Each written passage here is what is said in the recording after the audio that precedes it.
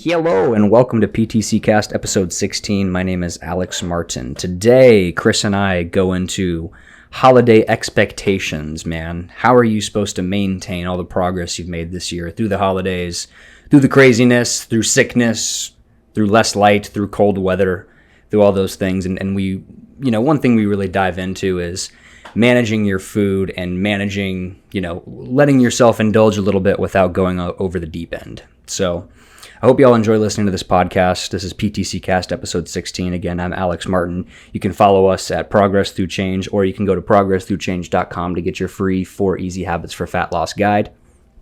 I am Saldana, Chris Saldana, the co-host, and I hope you enjoy this episode. All right.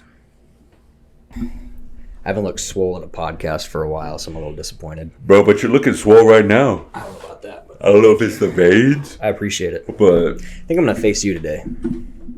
I was trying the half towards the camera, half you before. Oh, yeah, you were, yeah. It's comfy, but it's harder to, have a conversation with you when I'm not just looking at you. It was working before, man. And I think so. You're right, though. When we would talk, I noticed that, we would talk, and then I'd, here and there, go over here, and then I'd look at you. Yeah, that's what I'm saying. And then I'd, look at your printer. Yeah, or but to look at the camera, kind of. Yeah. Do y'all have any, Christmas traditions or any holiday routines that you do? Yes. What do y'all do? Polar the Express. Okay. The night before. Polar the Express. Yeah, wait. I'm just giving you a hard time. Wait, it's the Polar Express. God. Yeah. Yeah, we the night before we sit down and watch the Polar Express, and then when it gets to the scene where they, the hot chocolate. Yeah. Chocolate. Then we'll pause the whole musical number. Yeah, man, we'll pause it and then we'll make hot chocolate. I hate hot chocolate, by the way. Yeah. Unless it's cold. Oh, you like cold chocolate? You like chocolate milk? Man. You like chocolate milk? You like Nesquik? Yes, man. I haven't drank milk in over a year though. But yeah, man, we'll watch Polar Express, get some hot chocolate, and then I feel like such a kid saying this, and then we would go to sleep. But obviously, since now, is that Christmas Day? Is that Christmas Eve? Christmas Eve. Okay, wow. And I believe during the movie, or maybe before the movie, we'll open up our stockings also. Okay. And dude, I love opening up my stockings because it's filled with protein bars. Yeah. And gum. Usual meathead things. You're a big gum guy. I'm a big gum. Right now, I don't have gum, and it feels weird, man. Yeah.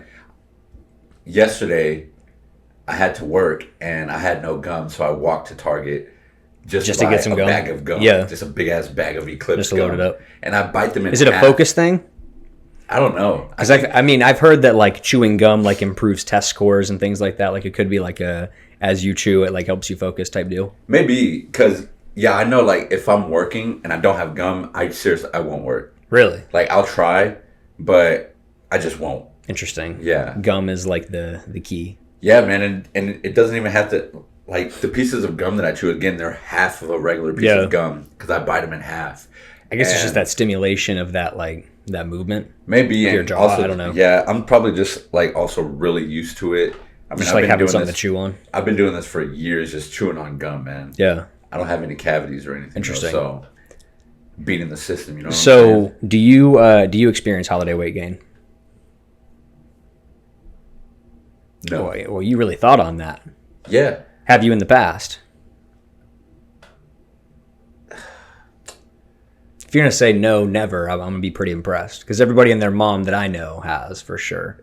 I mean, if I did, it wasn't because of the holidays. It was because maybe I was going to max out the next week on powerlifting. Okay, sure. So, I don't gain weight because it's the holidays. It wasn't because of the holidays. But, I know, during the holidays, I will probably eat more on Thanksgiving Day or Christmas Day or Christmas Eve, yeah. Or maybe even the week of with leftovers. Yeah. Not necessarily anymore, but I guess in the past. Yeah. Yeah. Yeah, there probably is quite a bit for sure holiday. Now that I think about it, yeah. I'm guilty as charged too. It's hard, man. It's I did a Monday email on it because it's super relevant.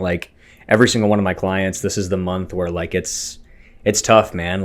Usually we try to keep goals a little more gym centered this time of month, man, just because I mean, how many cookies and treats you're around, and not to mention like people getting sick and there's less sunshine, so we're not outside as much. Like December is just, it's a tough month for fat loss, man. And like, even if you can maintain, like, I really think you got to consider that a victory. That's really weird when, you think about it, because there's so much going on. Like, you have Thanksgiving, and then right after that you have Christmas. Right. And then not only that, usually they're not just one day holidays. Usually you'll have a ton of leftovers that just taste delicious. It's also associated with a time of rest, so like you're off work, you're out of routine, you're out of town, it's associated with a time of rest. But then come January 1, when there's nothing going on, everybody's ready to hit the hammer hard, because it's easier to be consistent when there's nothing going on. I wonder if that's an excuse, or if it's like that's the actual case. I just think I think you can't overlook circumstances when you're setting goals or you're designing a diet for yourself. Yeah, exactly. It's just like, and just being realistic with it, and understanding, like, if you want to stay in it, you can, but understand what you're sacrificing. Like, are you at a place where it's worth, adjusting your family's Christmas dinner, or, eating nothing but chicken and rice just because it's, to your diet? Now, like, in my opinion, if you're not prepping for a show, if you're not prepping for a meet, like, eat the damn Christmas cookie, dude. Yeah, like, stop being silly. Yeah, like, and it's just, and it's not a life or death situation. And just, like, in my opinion, like, this is the time to do that and to enjoy the festivities and being with your family and enjoying that rest. So not only that, but if you're not if you're not being hard on yourself, I think that'll give you more grace and more energy to, be or follow, your nutrition. If you're not stressing out about it,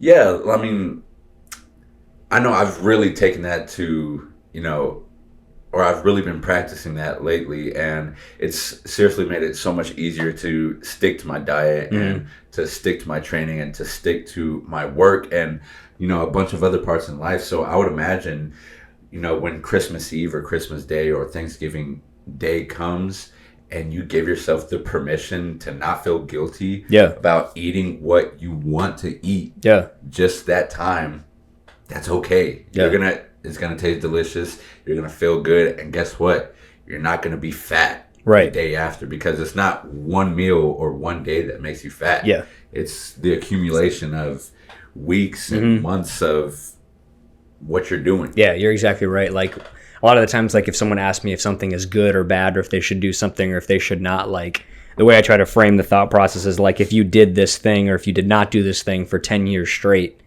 would you notice a significant amount of difference? And, like, if the answer is probably no, it's probably not worth stressing over. If the answer is yes, then maybe pay attention to it. But, like, I don't think having a couple of holiday festivities and eating is going to change your 10-year trajectory. You know what I mean?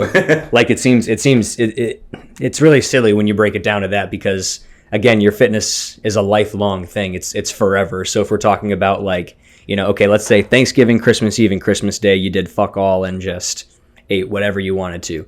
That's 3 out of 365 times 10. That's 30 days out of however that math works out, man. Like, it's silly to think that those few days are going to define you and your progress and where you are, and like, it's going to set you back something ridiculous to eat the damn Christmas cookie. I just think that now it's maybe cool to be disciplined and post it on Instagram. And be like, hey, this is Thanksgiving Day, and I had my turkey breast with some mashed potatoes. What did you have? Pie? And no, like, come on. Just give yourself a break. Hashtag 24/7 grind. Hashtag entrepreneur. Hashtag hardcore. Hashtag work ethic. Hashtag for life. Dude. I was that guy at one point, just to solidify the poking fun. Like, I was definitely that guy at one point. But sorry, go on. No, like, I think it's just an ego thing.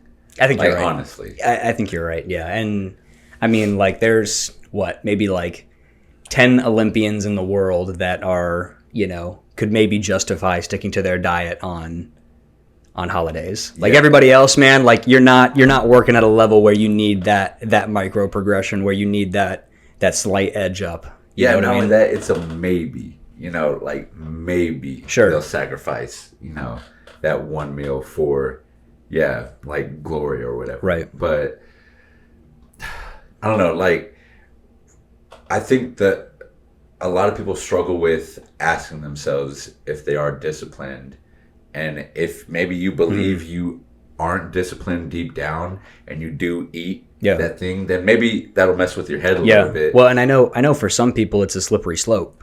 Like you have that one cookie and you don't know how to not make it 10, and at that point it's like now you're talking about the conversation of like how much grace do you give yourself? Is that even a Pandora's box you want to open up? But I would consider that like a different scenario. Yeah, because if you can keep your head out of it and make it a one-time thing, maybe it's all right, Yeah, so but I know for some people it's a slippery slope. Mm-hmm. So maybe the key to that is just setting like clear boundaries. Sure. Because I can imagine, going into these holiday dinners or something like that with all of this food and desserts and delicious food. Yeah. And you don't have like any boundaries set as to how much you're going to eat or if you're going to drink alcohol or, that stuff, then, that can get a little bit blurry and you can definitely overeat and just feel miserable. Well, and then just, you could just set those boundaries going into the scenario. Like, hey, I'm going to this Christmas party. I'm going to allot myself 3 drinks and 3 sweets. Like, and I'm not even saying count your calories and macros for it or any of that, but I'm just saying like set a cap to it. Don't be an ass about it, but like and allow yourself that freedom or that flexibility. Yeah, man, and then you'll feel good about yourself because you did control your decision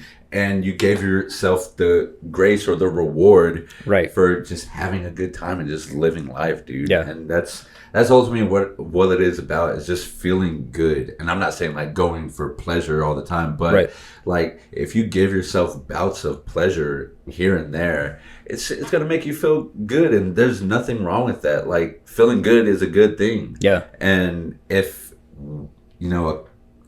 once a month or once every so often you do choose to do something that maybe you shouldn't do long term, I think that's okay. Like I don't know. It's not going to make or break you.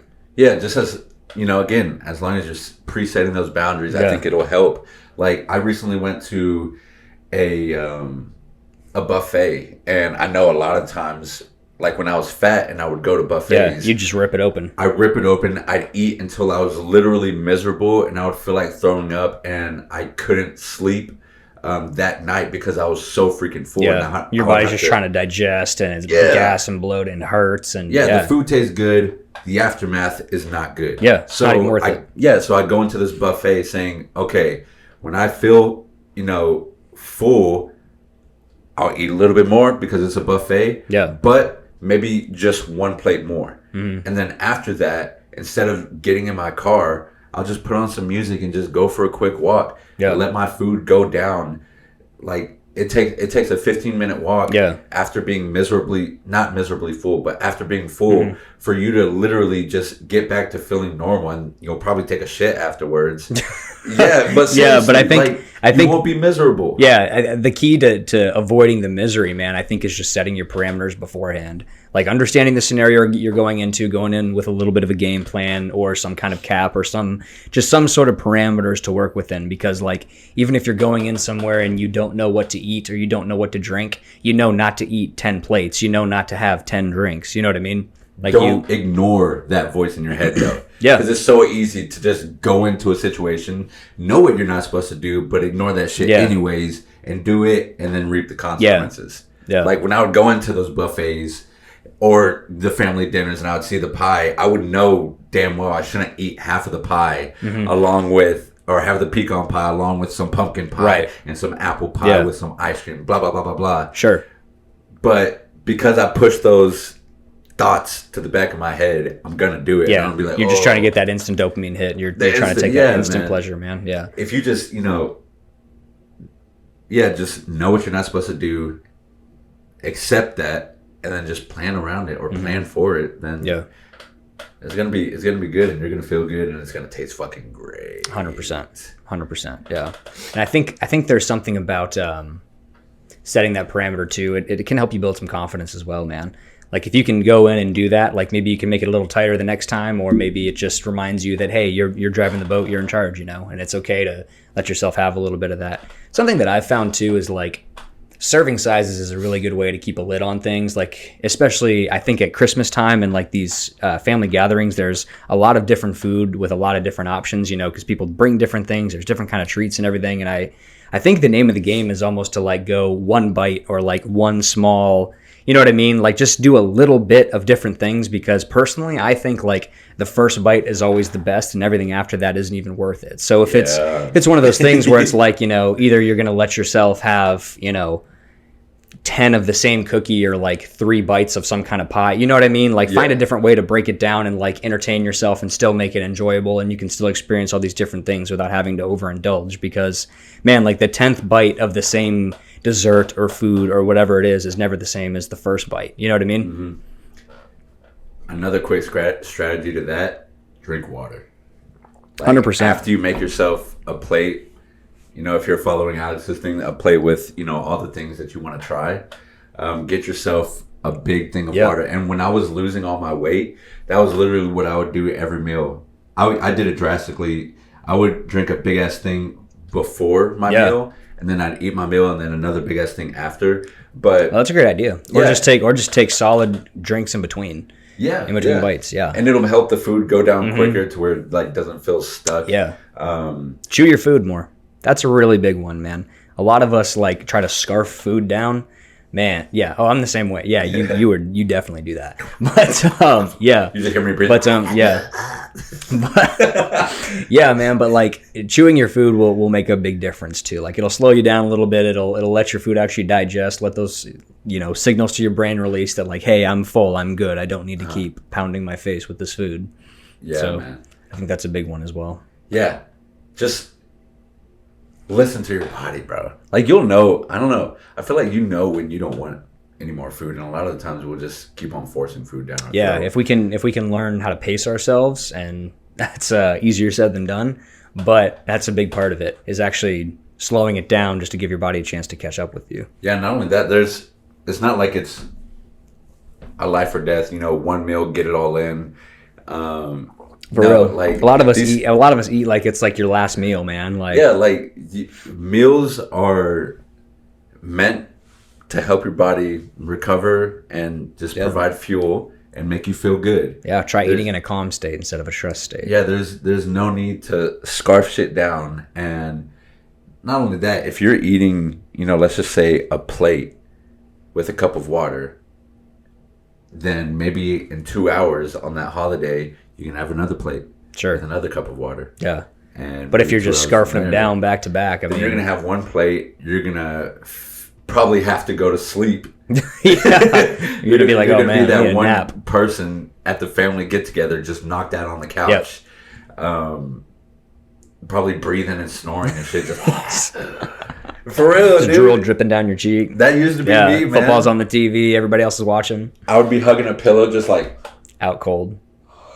Just out cold. Struggling to breathe, man. A little sleep apnea going on. Yeah, man. Is this dude okay? Yeah. Don't worry about him. He does this every day. Damn. Man. Yeah, so when it comes to holiday eating, that's really the name of the game, is trying to keep a lid on it, but letting yourself enjoy a little bit. Thank you all for listening. This has been PTC Cast episode 16, Yep. Whatever we find out when we record the intro in a minute here. Thank you all for listening. Bye.